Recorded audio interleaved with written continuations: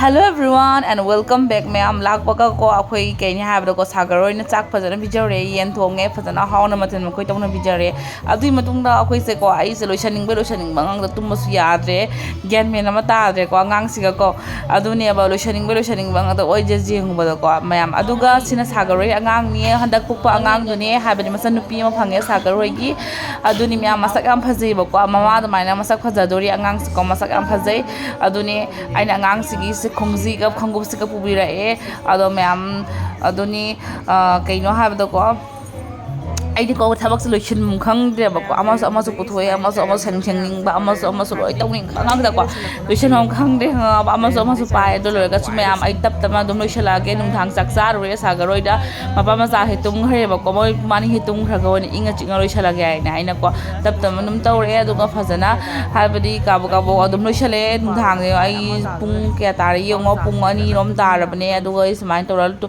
ai tumdre ba ko habadi ai kon tum me thabak loi shala loraga aduni moi ani ji fajana tum gare haningai le tangai moi ani ji warabani na ko dugai dei kon feng na amot akai ba myam do daba nung ba myam se feng na tawre dugai di myam no ngale sida mangale ji ga sagar ga se khar jana han bane ba ko ai thadok ko yana ba ga na ko angang ani sana ba taraga di ai ngona ina maron na thabak to shuba jai ba ko khoi dari duty dum join to wa ho gore ba ko aduna ne khang na masak sing de loi tonga le na ko khoi ron gi sak to ga moi ron gi sak se loi tongan mani na ko moi hai na dre angang se ko nuni ma mangali bi se wana khang ni ba ko nom ni hum ni se ko myam sumai to di khoi lebina ba se lebina phangaro ma han gi dore mayum da moi ma pa gi transfer dai adu da ne ma nga gi ying won ti lei ba se ma wa chak sa la ke chak gi dro buri ba le bi se yung han jana chot le ba khanga ba ai ngo da kai ha ge ngo chot le kai no kai no khangau chingi siong to chot le ai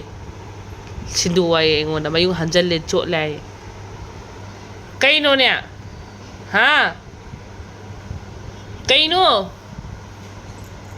cái đầu hai đâu mà đã hả cái đi rồi nè hả lâu đi vào gì tên này có cái cây rồi nè hả chuột này xinh mà nè à quên nun chạy mà nè chuột lấy hai bà mà đã sẽ gari thâu rồi.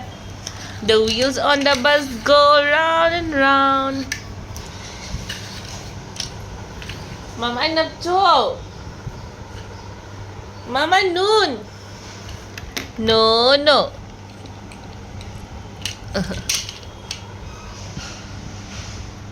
Ow. Chỗ lẹ mama xin đùa kìa quả. Mama xin đùa kìa. Mama change tàu thua rồi kìa. Tàu thuốc biết rồi kìa. Quoi? Oh. Hello everyone and welcome back ma'am sagar ga moi ni se kana lange ba ko ado mangale bi khawani do shan na lore ba ko lakpa dai kayum thok che ba ko ado isa so kadang nungai na dre do tang thoga ngasi se weather sam sathi na inge hai ta de ko nungsa so sa de ba aduna akhoi akhoi ne chalu gya ado kai se toino ha didi oi sagaroi sumoi thadu chakhi dore ko la hanle le mina ram do ko ado do ma'am lotus temple su u do ba kui le ba ko no moi chakani ai chalam dai gi ado mangali bi ko bai lo shalaga lo re ba mo chamina si ai na ko ado ne isa lu tak nungai ta ga ne sa ka nungai roi do ba ko aduna ma'am chalu khige dudi ma'am ying mina si video se full oina dudi ma'am vlog se continue to वर्स को एक बार तो बोल दे आते समय ले लूंगा ma'am अखोई ऑटो तोंगे सिगे से दीदी ले दीदी की ममा ले दुगा सिगा सागर जा निकल जा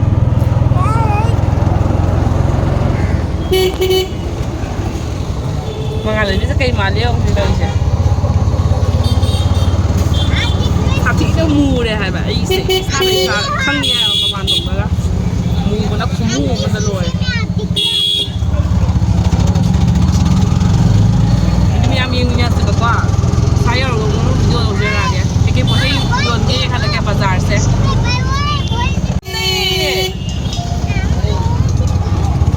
Haji bazar हो रहे हैं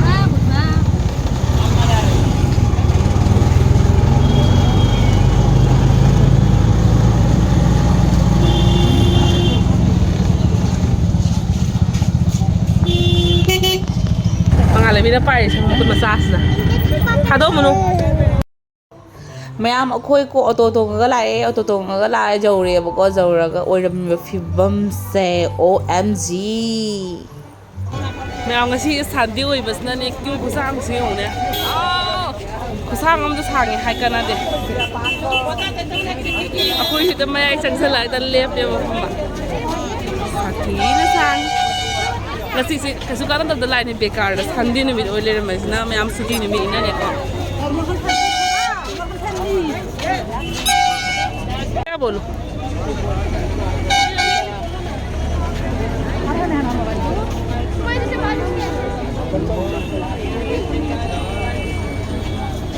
एक बार कॉल कर मसन पाई चिन्नी से हो नी खुजाम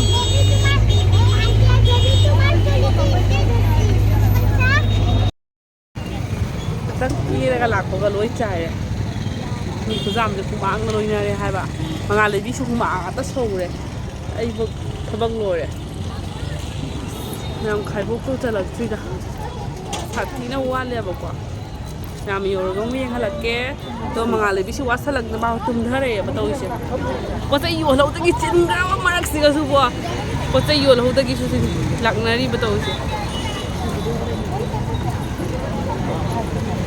angang se pamaga smai lak chang wai ba tu moi mi pam na ye tum na re didi ya ngang se pik pani na phai ba non se yeng kai de jing na se yo ꯃꯌꯥꯝ ꯑꯩꯅ ꯀꯣ ꯅꯨꯡꯁꯥ ꯃꯔꯛꯁꯦ video ꯂꯧꯕꯁꯦ ꯌꯥꯝ ꯋꯥꯅ video ꯂꯧꯖꯕꯅꯦ ꯑꯗꯣ ꯑꯩ ꯑꯅꯧꯕ ꯆꯪꯉꯛꯏꯕ ꯚꯤꯌꯨꯋꯔꯁꯤꯡꯅ subscribe ꯇꯧꯁꯟꯕꯤꯔꯝꯃꯣ gai thau yo re nupi na thau ni kyam phai ni samaina akhoi ron da su kan ta odi ꯃꯌꯥꯝ ꯑꯩꯈꯣꯏꯔꯣꯝꯗꯗꯤ ꯑꯩꯅ ꯑꯣꯏꯅ ꯊꯧꯔꯒꯦ ꯀꯥꯟꯅꯗꯦ ꯁꯨꯃꯥꯏꯅ ꯇꯧꯕꯅ ꯍꯦꯟꯅ ꯐꯔꯦꯗ ꯑꯃꯔꯣꯝꯗ ꯍꯥꯏꯔꯒꯗꯤ ꯅꯠꯇ꯭ꯔꯀꯣ ꯃꯤ ꯈꯨꯠꯖꯥꯝꯁꯦ ꯍꯧꯖꯤꯛꯐꯥꯎ ꯂꯣꯏꯗ꯭ꯔꯤ ꯌꯦꯡꯉꯣ ꯃꯌꯥꯝ ꯄꯩꯁꯥ ꯇꯥꯟꯕꯗ ꯀꯩ ꯏꯀꯥꯏꯅꯤꯡꯉꯥꯏ ꯂꯩꯇꯦ ꯆꯨꯝꯃꯤ ꯂꯥꯜꯂꯤ ꯀꯃꯦꯟꯗ ꯍꯥꯏꯔꯝꯃꯣ ꯃꯌꯥꯝ finally मैम अखोई चंगे याम वाना यंगो सिगा लेरे मतुंदा लोटस टेंपल सी यंग बलाई ने मंगाले बी दाला ना वरी दला मि नंग खंगब्रा नंग खंग खंगदे बि तो पि खंगबा मनु दाब्रा दा दे दा खले साबि ना सिnya ba अखोई सी यंग बलाई नि यंगो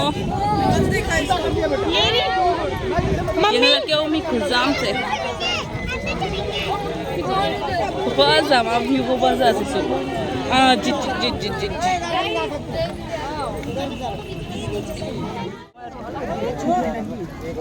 Sagar. Hi.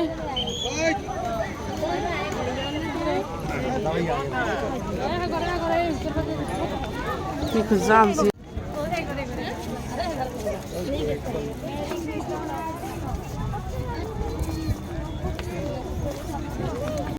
मैम अखोने को मफम पोथाफमने पोथारा लेरे मोई ममा मचागा मबोकने कहीं मोई चंगरेबको अखोई चंगरो याम वाय मंगालेबी से पोरागा इथन तौने इवा अने इथन तौने वाय मीना पमगेसु कनाम यादबनिनको सम साथीना वाय हाय कानादे मकाना फमगा नुंगाई मी मैम से येंगिबको रूम त अदुम ओमसना लेरबनिना मासे को कइने हायबदा नुंगाइत्रेबा मा दुना पुथोकपिरकपनेबा अइना याम येंगहलके मी खुजाम हमनिङो अइना सुमाइना लाक अइना अहुम मरिरक लाकपसेगा सुमाइना अमुता यामद्रिबको सुमाइना अमुक्तासु वाद्रिको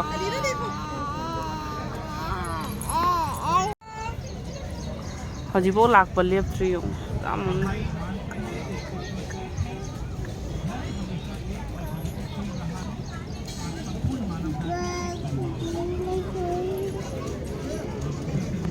ꯃꯌꯥꯝ ꯃꯇꯝꯁꯨ ꯍꯦꯜꯂꯕꯅꯤꯅ ꯌꯥꯝ ꯀꯨꯏꯅ ꯂꯩꯕꯁꯨ ꯌꯥꯗ꯭ꯔꯦ ꯇꯥꯁꯤꯃꯜ ꯃꯅꯨꯡꯗꯀꯣ ꯑꯗꯨꯅ ꯃꯌꯥꯝ ꯑꯩꯗꯤ ꯃꯌꯥꯝꯗꯣ ꯆꯠꯂꯕꯅꯤ ꯌꯥꯝ ꯌꯦꯡꯅꯤꯡꯕ ꯐꯥꯎꯗ꯭ꯔꯦ ꯑꯗꯨꯒ ꯖꯁ ꯃꯌꯥꯝꯒ ꯄꯨꯟꯅ ꯑꯗꯨꯝ ꯆꯠꯃꯤꯟꯅꯕꯒꯤ ꯅꯨꯡꯉꯥꯏꯕ ꯍꯥꯏꯗꯨꯅꯤ ꯑꯗꯨ ꯂꯣꯏꯔꯒ ꯃꯌꯥꯝ ꯅꯤꯝꯕꯨ ꯄꯥꯅꯤ ꯊꯛꯑꯦ ꯅꯤꯝꯕꯨ ꯄꯥꯅꯤ ꯊꯛꯑꯒ ꯑꯃꯨꯛ ꯑꯩꯈꯣꯏ ꯉꯥꯏꯍꯥꯛ ꯄꯥꯔꯛ ꯑꯃ ꯂꯩꯕꯁꯤꯒ ꯄꯥꯔꯛ ꯑꯆꯧꯕ ꯑꯃ ꯂꯩꯌꯦꯕꯗꯣ ꯁꯥꯒꯔꯁꯦ ꯉꯥꯏꯍꯥꯛ ꯁꯥꯟꯅꯍꯟꯒꯅꯤ ꯍꯥꯏꯅꯀꯣ ꯃꯉꯥꯂꯩꯕꯤꯁꯨ ꯉꯥꯏꯍꯥꯛ ꯑꯉꯥꯡꯁꯤꯡꯅ ꯌꯦꯡꯖꯔꯁꯅꯨ ꯍꯥꯏꯅ ꯑꯩꯈꯣꯏꯗꯨꯒ ꯑꯃꯨꯛ ꯉꯥꯏꯍꯥꯛ ꯆꯪꯉꯅꯤ ꯃꯌꯥꯝ ꯑꯗꯨꯅꯤ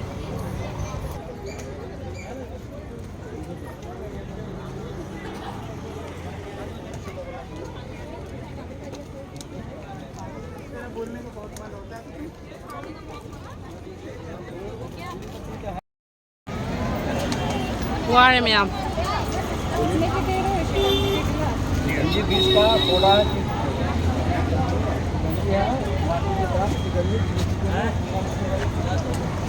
ꯃꯉꯥꯜꯂꯩꯕꯤ ꯁꯥꯒꯔ ꯃꯄꯥꯅ ꯄꯝꯕ ꯌꯥꯔꯦꯕꯀꯣ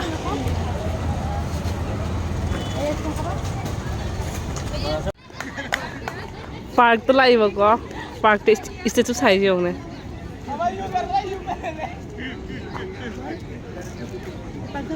हाँ पागल नहीं ऐसे ही मूर्ति बना रहा है ना ये अगाव बड़ा हंगाई छनी खंगाव सगाई रे लाव मा कन तुरे है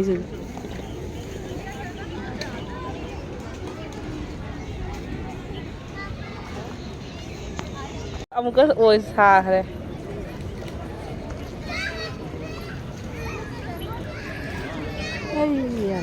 हाँ हाँ ma'am ngahak park to in lai ba ko dum nungsit chabagi oina ma'am gi mo to yengbo oina yengo pangalidi khak ko me ba fun che ana pi ba phazalin pangalidi su khara harau jare mi ma'am ke ka se ubo da ko नत्रदि रुमा चादुगा मथन्दा मासुको वारे कप्पे बला कुइब्रिबनिना हादि मा हैनद्रिबो खुम्बा पनि ngahak siga leihige aduga adamu chatlani angang ma'am kanna sanari Pangalay bisi mahal aw na lore masu mahizing masiga kayam nana yen tawraga yole Sige tao ni tana kilo onde. Mẹ ngà sai chicken lâu rồi quá. Chicken đó xa kìa.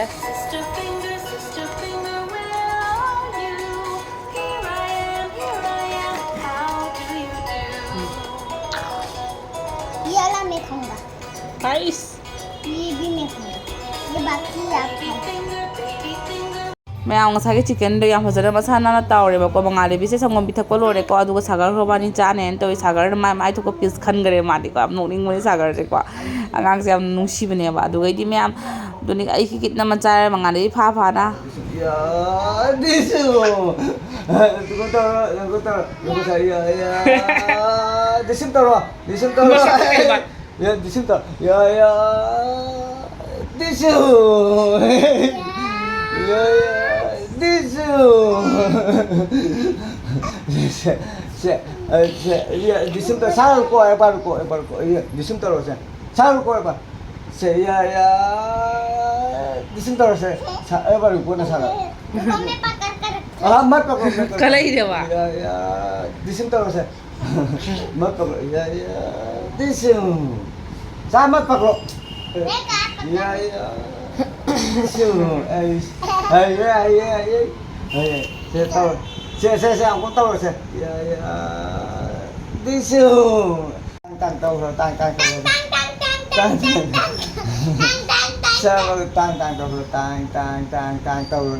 taro. Saksak ro bani sak. Tang. Pa na ne henau bisa to iba to. Masi ama chupi da na ko. क्या हुआ Besi fire ba. Ja lang go đấy dùng. Se. Sai Khang ni dari hado hau te. Sao đấy tôi. Se. Tau bi no ne ngang da. Sao ra nhiều của. Sao ra. Sao lo.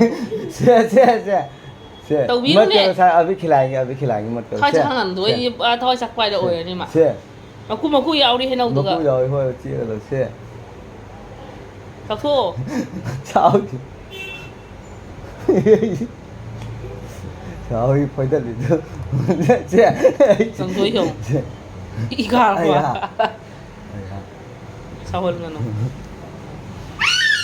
Se. Anh này henau ula câu gì vậy? Mà ngài lấy bí lại sao? ये है Hai, sami cái top sila cái lại ini. Tôi sao rồi chị qua. हाय Sao rồi chị qua. Masa Sao kan. chị qua.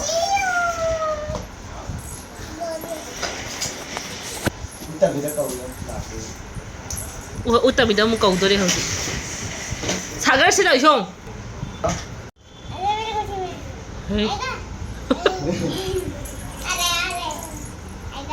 Iya. Soro. Eh, gini ya. ये पकड़ ये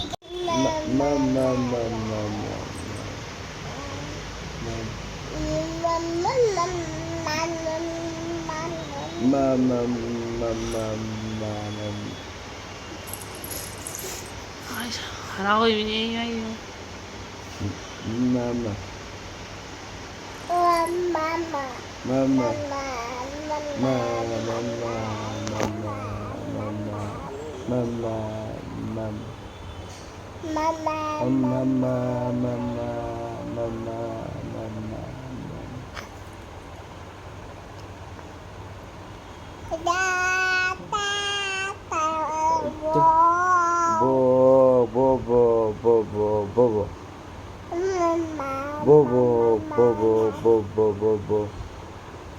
하이더인.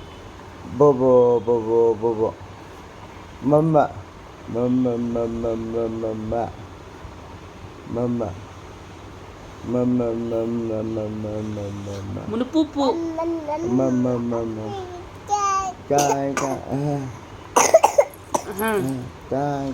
문을 뿌뿌뿌. Mama.